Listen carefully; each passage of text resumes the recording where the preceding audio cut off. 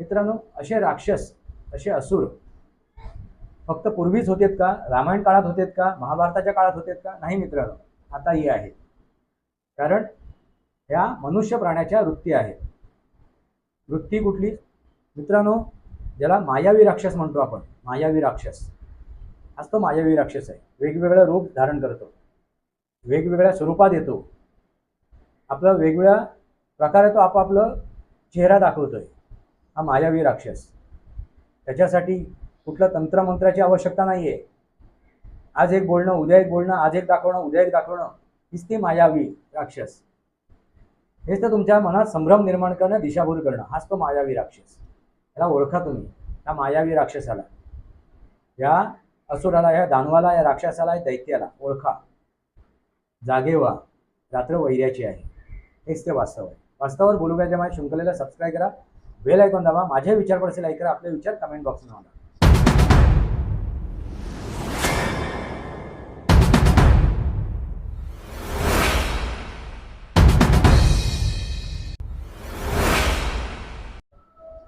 नमस्कार मित्रांनो, वंदे मातरम. वास्तवावर बोलू का शृंखलेमध्ये पुन्हा एकदा आपलं स्वागत. मी आपला मित्र राजेश वासंती साबाजी तुळसकर. मित्रांनो, तुम्ही राक्षस हा शब्द ऐकलाच असाल, असुर हा शब्द सुद्धा ऐकला असाल, दानव, दैत्य, असुर. मित्रांनो, तोच तो राक्षस.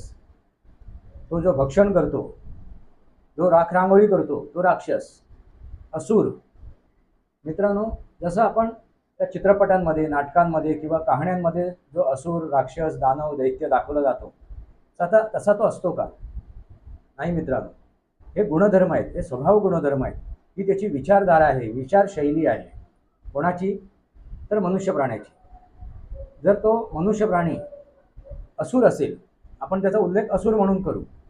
असुर म्हणजे त्याच्या मनात असुरक्षितता निर्माण झालेली आहे, आणि ती असुरक्षितता निर्माण झाल्यामुळे मग तो कोणताही मार्ग स्वीकारतो, साम दाम दंडभेद, आणि आपल्या असुरक्षिततेला सुरक्षित करण्याचा प्रयत्न करतो. मग तिथे तो धर्म आणि अधर्माचा विचार करत नाही. फक्त तो काय करतो? आपली सुरक्षता कशी होईल. म्हणजे थोडक्यात रावणाच्या मनात ज्यावेळेस शंका निर्माण झाली, प्रश्न निर्माण झाला, हे आपला अंत होऊ शकतो.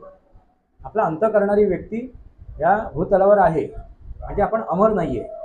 मग ते अमरत्वाचा पट्टा मिळवण्यासाठी त्याने जे काय कृत्य केली ते तुमच्या समोर आहेत. म्हणजे त्याला अमर व्हायचं होतं, लक्षात आला. त्याला मृत्यूला सामोरं जायचं नव्हतं. म्हणून तो काय झाला? अधोगतीला गेला, तो अधर्माकडे वळला. तोच तो असुर, असुरक्षितता वाटणे, तोच तो राक्षस, राख रांगोळून करून करणारा, भक्षण करणारा. मित्रांनो, असे राक्षस, असे असुर फक्त पूर्वीच होतेत का? रामायण काळात होतेत का? महाभारताच्या काळात होतेत का? नाही मित्रांनो, आताही आहेत. कारण ह्या मनुष्य प्राण्याच्या वृत्ती आहेत. वृत्ती कुठली? स्वभाव गुणधर्म कुठला? तर देव, असुर आणि मनुष्य, ह्या वृत्ती आहेत. तुम्हाला जर सविस्तर समजून घ्यायचं असेल तर सनातनी वास्तव हा माझा यूट्यूब चॅनल आहे, त्याच्यावरती मी सविस्तर हा विषय मांडलेला आहे. त्या चॅनलची लिंक मी डिस्क्रिप्शन बॉक्समध्ये टाकलेली आहे. तुम्ही जाऊन तिथे ते माझे व्हिडिओ पाहू शकता. सनातनी वास्तव, राक्षस, दानव आणि मनुष्य वास्तवात काय आहे याचा मी तिथे सविस्तर मांडणी केलेली आहे. मित्रांनो, आता तेच हे असुर, राक्षस, दानव, दैत्य तुम्हाला पाहायला मिळते. कोणत्या स्वरूपात? तर तुम्हाला मी आता तुमच्यासमोर ते मांडतोय. आता जे आंदोलनं होत आहेत मित्रांनो, जे आंदोलनं होत आहेत, त्या आंदोलनाच्या मागे नक्की काय आहे, नक्की एजेंडा काय आहे त्यांचा, नक्की उद्देश काय, उद्दिष्ट काय आहे, हे तुम्हाला समजलीत का आजपर्यंत? म्हणजे त्या CAAच्या विरोधात जो शाहीनबागवरती जो आंदोलन झालं, तिथे ते रस्ते व्यापून टाकले होते, अडवून धरले होते. तो शाहीनबागचा, तिथे महिला येऊन बसल्या होत्या रस्त्यावरती, त्या दिल्लीमध्ये. त्यांचा उद्देश काय होता, उद्दिष्ट काय होते, काय कळलं का तुम्हाला? त्या आंदोलनानंतर, त्या आंदोलन आता बारगाळल्यानंतर, संपल्यानंतर लक्षात आलंच असेल तुम्हाला. हेच ते राक्षस आहेत, हेच ते असुर आहेत, हे ते दानव आहेत, हे ते दैत्य आहेत. लक्षात आलं का? नंतर किसान आंदोलन, किसान शेतकऱ्यांचं आंदोलन, त्या आंदोलनामध्ये तुम्ही पाहिलं तिथे सुद्धा वास्तवात त्या शेतकऱ्यांचा मुद्दा उपस्थित केला होता का? शेतकऱ्यांबद्दल त्यांच्या मनात कुठे कळकळ होती का, आपुलकी होती का, प्रेम भावना होती का? नव्हती मित्रांनो. शेवटी काय लक्षात आलं? काय लक्षात आलं? वास्तव काय तुमच्या समोर आला? तिथे सुद्धा असुर दानव राक्षस बसले होते. लक्षात येते का? तिथे ते खालिस्तान्यांनी एक तो शेतकरी आंदोलन छेडलेलं होतं. आता त्या शाहीनबागमध्ये सुद्धा बिर्याणी वाटली जात होती, मस्त पैकी भरपेट मजा चालली होती तिथे. नंतर त्या किसान आंदोलनामध्ये सुद्धा अगदी पंचतारांकित तिथे अगदी अन्न पुरवठा केला जात होता. अगदी मशाज केंद्र अगदी मस्त चाललं होतं. पंचतारांकित सगळ्या सुविधा तिथे उपलब्ध झाल्या होत्या. मग मित्रांनो, हे जे काही आंदोलनं घडत आहेत, हे जे आंदोलनजीवी आहेत, हे परजीवी आहेत, त्यांचा उद्देश काय आहे, उद्दिष्ट काय आहे? त्या शेतकऱ्यांसाठी आहे की नागरिकांसाठी आहे, कोणासाठी आहे, समाजासाठी आहे, कशासाठी आहे? आता हे नुकतंच एक आंदोलन त्या जंतर मंतरवरती केलं जाते. तिथे उपोषणाला एक व्यक्ती बसलेली आहे. त्याच्याबद्दल मी कालसुद्धा चर्चा केलेली आहे. कालच्या व्हिडिओमध्ये सुद्धा त्याची चर्चा केलेली आहे. हे जे तिथे उपोषणाला बसलेले आहेत वांगचुक, त्यांचा इतिहास जाऊन बघा जरा. त्यांचं वास्तविक स्वरूप काय आहे ते जाऊन बघा. त्यांनी धर्मदायी संस्था निर्माण केली. त्या धर्मदायी संस्थेमधून त्यांनी विदेशातून करोडोने रुपये घेतलेत, माया गोळा केली. हा त्यांचा इतिहास आहे. ते एक एज्युकेशनवरती काम करत आहेत, म्हणजे शिक्षण व्यवस्थेवरती काम करतात असं म्हटलं जाते. त्यांनी अनेक शोध लावले असं म्हटलं जाते. त्याचे पेटंटसुद्धा त्यांच्याकडे आहेत. आता कसले शोध लावले आहेत, त्याचे पेटंट कसले आहेत ते जगासमोर आलेलंच नाही आहे. मित्रांनो, शैक्षणिक संस्था त्यांनी स्थापन करण्यासाठी त्यावेळेला भारत सरकारकडून एक जमीन घेतली, एक जमिनीचा तुकडा घेतला. तिथे त्यांनी शिक्षण संस्था स्थापन केली का? नाही केली मित्रांनो. म्हणजे 10-12 वर्ष ती जमीन तशीच पडून होती. मग ती जमीन घेऊन नक्की त्यांनी काय साध्य केलं? शिक्षण संस्थेच्या नावावरती त्यांनी नक्की काय केलं? मित्रांनो, ही जी व्यक्ती आहे ना, हे काँग्रेसी नेत्याचे पुत्र आहे. ते काँग्रेसी, त्याचे वडील काँग्रेसी नेते होते. त्यांनी काँग्रेसकडून निवडणुका सगळ्या लढवलेल्या आहेत. आणि यापूर्वी जम्मू काश्मीरमध्ये ज्या निवडणुका होत होत्या, त्या निवडणुकीमध्ये काँग्रेस अप्रत्यक्षरित्या किंवा प्रत्यक्षरित्या तिथे त्यांनी सरकारमध्ये होते ते. आणि त्या प्रत्येक सरकारमध्ये हे सोनम वांगचुकचे पिता कार्यरत होते, एक नेता म्हणून. लक्षात आलं का? मग आता तुम्ही विचार करा, हे सोनम वांगचुक कुठल्या विचारधारेचे असतील, त्यांची विचारधारा कोणती असतील, त्यांचे मनसुबे कसे असतील?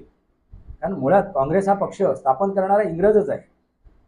आता त्याच्यावरती मी बऱ्याच वेळा त्याच्यावरती सविस्तर मांडलेलं आहे. मग इंग्रज हा जर काँग्रेसचा संस्थापक आहे तर त्यांची विचारधारा काय असेल? आणि ते दिसतं आहे आता राहुल गांधीच्या माध्यमातून, त्या सोनिया गांधीच्या माध्यमातून हे सगळं दिसते आपल्याला. हेच ते असुर दानव राक्षस मित्रांनो षडयंत्र आखत आहेत. आणि हे षडयंत्र कोणाच्या विरोधात आखतायत? त्या देशाच्या, राष्ट्राच्या विरोधात. आणि आता त्यांनी काय शस्त्र वापरतायत ते? तर सामाजिक माध्यम, सोशल मीडिया. मित्रांनो, या सोशल मीडियाच्या माध्यमातून आता ते लोकांच्या मनात भ्रम निर्माण करतात, दिशाभूल निर्माण करतात. जमिनीवरती कार्यकर्ते दिसत आहेत का? नाही. हे अभिजित दिपके अमेरिकेतून आलेत आणि भारतात पोचलेत. कोणाच्या जीवावरती? ह्या सोशल मीडियाच्या जीवावरती. इंस्टाग्रामवरती त्यांचे 2 करोडच्या वरती फॉलोअर निर्माण झाले. कसे निर्माण झाले? तर त्याने एक संस्था निर्माण केली, एक पार्टी स्थापन केली. कोणती? कॉकरोच जनता पार्टी. आणि कुठे त्यांनी स्थापन केली? तर ह्या सोशल मीडियावर. हे तुम्ही विचार करा, जमिनीवरचे कार्यकर्ते आहेत का? नाही मित्रांनो. हे जे अरविंद केजरीवाल आहेत हे सुद्धा जमिनीवरचे कार्यकर्ते आहेत का? नाही मित्रांनो. यांनी सुद्धा त्यावेळेला काय केलं? या मीडियामधूनच, मग प्रिंट मीडिया असो किंवा इलेक्ट्रॉनिक मीडियामधून आपल्याला स्थापित केलं. आणि एक नेता म्हणून ते जगासमोर आले. म्हणजे पूर्वी भारत स्वतंत्र झाल्यानंतर प्रिंट मीडिया काम करत होतं. कुठला नेता बनणार, कुठल्या नेत्याला उघडून टाकायचं, कुठल्या नेत्याचं राजकीय भवितव्य संपवायचं किंवा कुठल्या नेत्याचं राजकीय भवितव्य घडवायचं. मित्रांनो, आता नुकतंच महाराष्ट्रामध्ये निवडणुका झाल्या, त्यावेळी मीडियात सांगत होते ठाकरे ब्रँड, ठाकरे ब्रँड. लक्षात येते का? मग ती प्रिंट मीडिया असो किंवा इलेक्ट्रॉनिक मीडिया असो किंवा सोशल मीडिया असो, काय सांगत होते? ठाकरे ब्रँड. म्हणजे प्रचार कोण करतोय, यांना घडवतो कोण आणि बिघडवतोय कोण? तर ही सोशल मीडिया, हे प्रिंट मीडिया, हे इलेक्ट्रॉनिक मीडिया. मित्रांनो, हेच ते असुर आहेत. आणि हे असुर, या असुरांचे हे प्यादे आहेत. अभिजित दिपके, हे अभिजित दिपके आहे, हा तेथेतून निर्माण झालेला आहे. आम आदमी पार्टीचा कार्यकर्ता. सोशल मीडिया हा तिथे आम आदमी पार्टीसाठी ते त्या सोशल मीडियाचा उपयोग करत होते. असा हा अभिजित दिपके आता तो जंतर मंतरवर येऊन जे काय त्याने आंदोलन छेडलं आहे आणि त्याच्यासोबत हे काय सोनम वांचुक उपोषणाला बसले आणि आता मरणावस्थेत गेलेली आहेत सोनम वांचुक. नक्की काय साध्य करायचं? विषय कुठला होता? नीटचा, नीटच्या परीक्षेचा, पेपर फुटीचा, पेपर लीकचा. तो विषय आता कुठे गेला? काल मी त्याच्यावरती चर्चा केली आहे. मग तिथे अल्लाह सर्वात मोठा आहे, अल्लाशिवाय दुसरा कोणी नाही आहे. मग ते समलैंगिक तिथे येऊन चुम्माचाटी करतायत. अनेक प्रश्न. आता हे स्वतः सोनम वांचुक म्हणतात लेह लद्दाखमध्ये काय परिस्थिती आहे, त्या निसर्गाची, त्या नद्यांची वगैरे. विषय कोणता होता आंदोलनाचा? विषय मुद्दा काय होता? तर नीटची एक्झाम. मित्रांनो, 2014 नंतर एक एक जे मुद्दे उचलले जात आहेत आणि जे मुद्द्यांवरती चर्चा केली जाते ते मुद्दे लक्षात घ्या. त्याच्यावरती काय चर्चा घडवली जाते? आता FCR कानून आला आहे. FCR कानून का आणलेला आहे? कायदा का अंमलात आणलेला आहे? कारण हे जे काय धर्मादाय संस्था आहेत, NGO आहेत, यांच्यावरती लगाम घालण्यासाठी, यांना व्यसन घालण्यासाठी.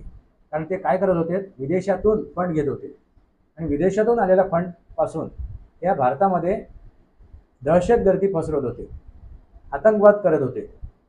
दुसरं काय चाललं होतं? त्यांचं धर्मांतरण चालू होतं.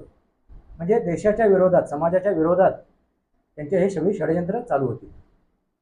आताच नुकतंच युक्रेनियन आणि अमेरिकन या दहशतगर्द्यांना पकडलेलं आहे. ते आता भारत सरकारच्या कैदेमध्ये आहेत. आता नुकताच एक अमेरिकन त्या नेपाळ आणि भारताच्या सीमेवरती पकडला गेला. नक्की काय चालू आहे? म्यानमारच्या सीमेवरती ते अमेरिकन जे हे आहेत मिलिटरीचे काय रिटायर झालेले अधिकारी तिथे काय करत आहेत? नक्की काय करत आहेत तिथे? काय चाललं आहे? बांगलादेशमध्ये येऊन ते हे अमेरिकेचे हे रिटायर झालेले जे सैनिक आहेत, जे मिलिटरीचे ऑफिसर आहेत, ते नक्की तिथे काय करत आहेत?